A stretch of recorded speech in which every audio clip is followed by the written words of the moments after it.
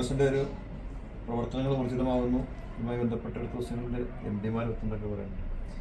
അല്ല, തൃണമൂൽ കോൺഗ്രസ് സംസ്ഥാനത്ത് നമ്മുടെ എല്ലാ ജില്ലകളിലും ജില്ലാ കമ്മിറ്റിയായി. പല നിയോജകമണ്ഡല കമ്മിറ്റികളും പൂർത്തീകരിച്ചുകൊണ്ടിരിക്കുന്നു. ചില നിയോജകമണ്ഡലങ്ങളിൽ പഞ്ചായത്ത് കമ്മിറ്റി തലത്തിലേക്ക് വരെ വന്നിട്ടുണ്ട്.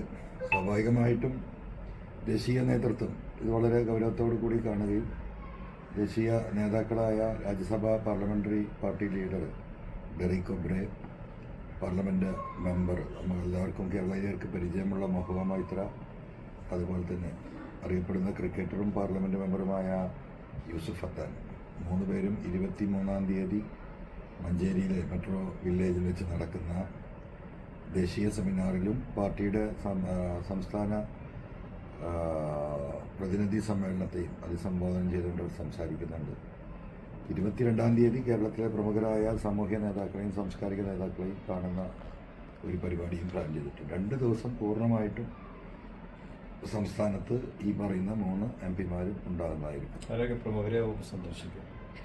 ഇവിടുത്തെ സാമുദായിക നേതാക്കന്മാർ, ബിഷപ്പുമാർ, അതുപോലെ തന്നെ മുസ്ലിം കമ്മ്യൂണിറ്റി ലീഡേഴ്സിനെ, ഹൈന്ദവ കമ്മ്യൂണിറ്റി ലീഡേഴ്സിനെ, അതുപോലെ തന്നെ സാംസ്കാരിക നായകന്മാർ എല്ലാവരെയും കാണാൻ വേണ്ടിയിട്ടുള്ള തീരുമാനമുണ്ട്. അതിൻ്റെ അപ്പോയിൻമെൻറ്റുകൾ എടുത്തുകൊണ്ടിരിക്കുകയാണ്. എന്താവും ഒരു രാഷ്ട്രഭാവി എങ്ങനെയാണ് കാണുന്നത്? യു ഡി എഫിലേക്കൊരു പ്രശ്നം ഉണ്ടാവുമോ? യു ഡി എഫിന് നമ്മൾ കത്ത് കൊടുത്തിരിക്കുകയാണ്. ഇനി യു ഡി എഫ് ആണ് തീരുമാനിക്കേണ്ടത്. അത് അവരുടെ അണ്ടർ ഡിസ്കഷനിലാണ്. അത് സമയബന്ധിതമായിട്ട് അവർ തീരുമാനം അറിയിക്കും എന്നാണ് കണക്കാക്കുന്നത്.